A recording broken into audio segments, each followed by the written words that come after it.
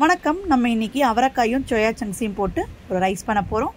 அதுக்கு soya சங்க்ஸை 10 minutes வெந்நீரில் ஊற வச்சுட்டு மிக்சியில் குறவரப்பாக அரைச்சி எடுத்து வச்சுக்கிறோம்.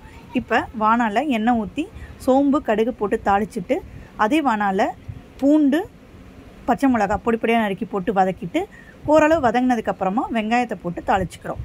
வெங்காயம் தாளித்ததுக்கப்புறமா கருவேப்பிலை போட்டு தாளிச்சிக்கிறோம். ஓரளவு தாளித்ததுக்கப்புறமா இப்போ அதில் அவரைக்காய் ஒரு 10-15 அவரைக்காவை பொடியாக நறுக்கி போட்டு வதக்கிக்கிறோம். ஒரு 5-10 நிமிஷம் வதங்கட்டும்.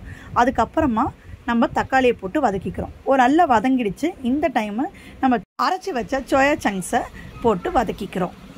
இப்போ மசாலா ஐட்டமான சில்லித்தூள், தனியாத்தூள், கரம் மசாலா, மஞ்சத்தூள், உப்பு இதெல்லாம் போட்டு நல்லா வதக்கி பச்சை வாசம் போகிற அளவுக்கு நல்லா வதக்கிக்கலாம். இப்போ பாருங்கள், நல்லா வதங்கிடுச்சு. இப்போ ஆற வச்சுருக்க சாதத்தை இதில் ஆட் பண்ணிட்டு வதக்கிக்கலாம்.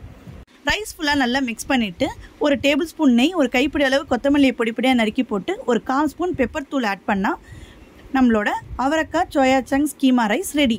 இதை நான் வெத்தலோட சர்வ் பண்ணியிருக்கேன் லஞ்சுக்கு. உங்கள் வீட்டில் இதை ட்ரை பண்ணி பார்த்து எப்படி இருக்குன்னு கமெண்ட் பண்ணுங்கள். தேங்க்ஸ் ஃபார் வாட்சிங்.